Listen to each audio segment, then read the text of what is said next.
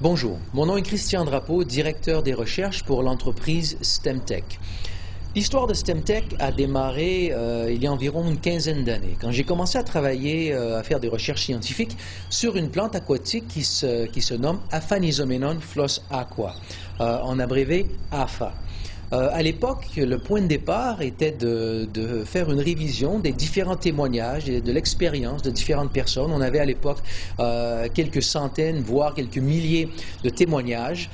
Donc le point de départ a été de passer à travers tous ces témoignages et d'essayer de distiller de tout ça quel semble être le mécanisme d'action, l'effet principal d'APHA dans le corps humain.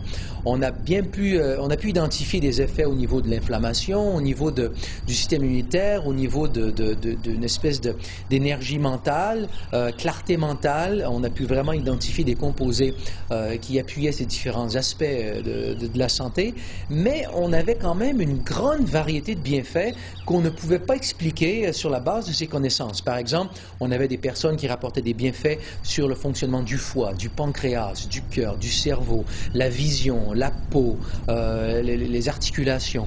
En fait, tellement d'aspects différents comme ça de la physiologie humaine qu'on n'arrivait pas vraiment à expliquer comment un seul produit pouvait apporter une telle variété de bienfaits.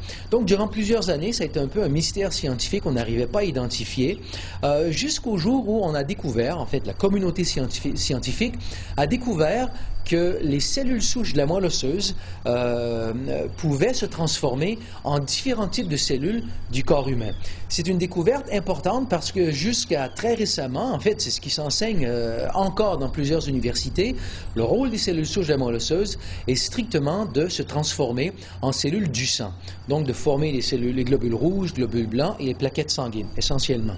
Et là, on a découvert que les cellules de la moelle osseuse pouvaient aussi se transformer en cellules du foie, cellules du cœur, cellules de la peau, du pancréas, en bref, cellules d'à peu près tous les différents tissus du corps. Et par la suite, qu'est-ce qu'on a découvert? C'est que non seulement elles le pouvaient, mais en fait, elles le font à chaque jour de notre vie. C'est le système naturel de rénovation, de réparation du corps humain. Si un organe ou un tissu du corps humain a un problème, le tissu en question va libérer des composés qui vont circuler jusqu'à la moelle osseuse, vont provoquer la libération de cellules souches de la moelle osseuse, et ensuite, quand ces cellules circulent partout dans le sang et qu'elles passent à travers les capillaires du tissu en question où on a un problème, d'autres composés sont aussi libérés qui vont provoquer la migration de ces cellules souches hors du sang vers le tissu en question. Quand ces cellules arrivent dans le tissu, au contact des cellules de ces tissus-là, les cellules souches se transforment en cellules du tissu et réparent littéralement le tissu. Donc, c'est notre système naturel de réparation du corps humain. Lorsqu'il y a un problème, mais aussi, ça fait partie du système vraiment naturel ici de maintien, de rénovation normale du corps humain. À chaque jour, on perd des cellules. À chaque jour, il faut les remplacer. C'est un phénomène naturel de la vie normale. Donc, ça fait vraiment partie du système de maintien de la santé du corps humain. Alors, lorsque ces données ont commencé à apparaître dans la littérature scientifique, notre hypothèse de travail a été que peut-être l'APHA, ce que vraiment l'APHA fait dans le corps humain, c'est de supporter la libération des cellules souches de la moelle osseuse. Lorsqu'on a plus de cellules souches au niveau du sang, il y a plus de cellules souches disponibles pour migrer vers les différents tissus. Donc, on supporte de façon générale le système naturel de réparation, de rénovation du corps humain. Donc, on est allé en laboratoire et on a étudié l'effet de l'APHA au niveau des cellules souches et c'est exactement ce qu'on a découvert. Dans l'heure qui suit la consommation d'APHA, on a pu documenter une augmentation du nombre de cellules souches dans le sang d'à peu près 25% lorsqu'on consomme 5 grammes d'APHA. Le problème avec la consommation de 5 grammes d'APHA, c'est que c'est beaucoup. Ça voudrait dire de consommer quelque chose comme 10 à 20 capsules quelques fois par jour. Donc, c'est quelque chose qui n'est vraiment pas pratique. Et pour bien comprendre tout ce qui se passe au niveau du corps humain, il fallait pouvoir identifier quel est le composé actif et de vraiment décrire le mécanisme d'action de cet effet de l'APHA sur les cellules souches.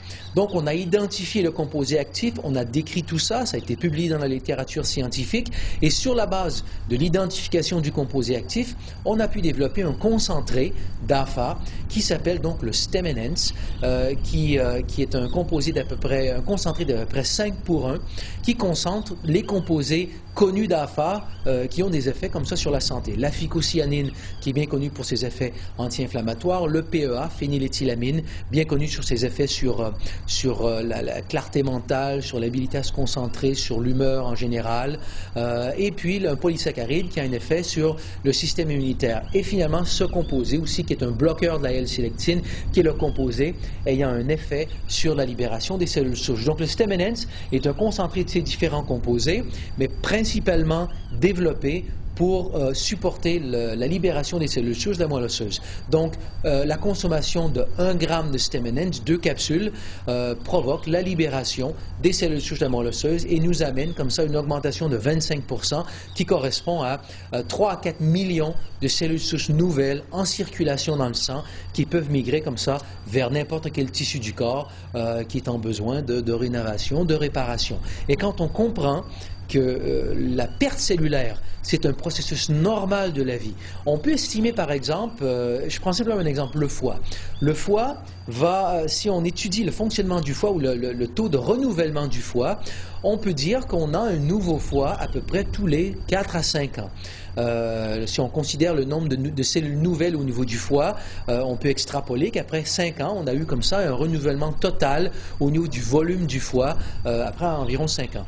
Ce qui nous amène à conclure que lorsqu'on a par exemple 40 ans, eh bien, on a eu l'équivalent d'à peu près 8 fois le nombre de foie. Donc, si on a 40 ans et qu'on a encore un foie en santé, ça veut dire que la perte cellulaire n'est pas ce qui est tellement important.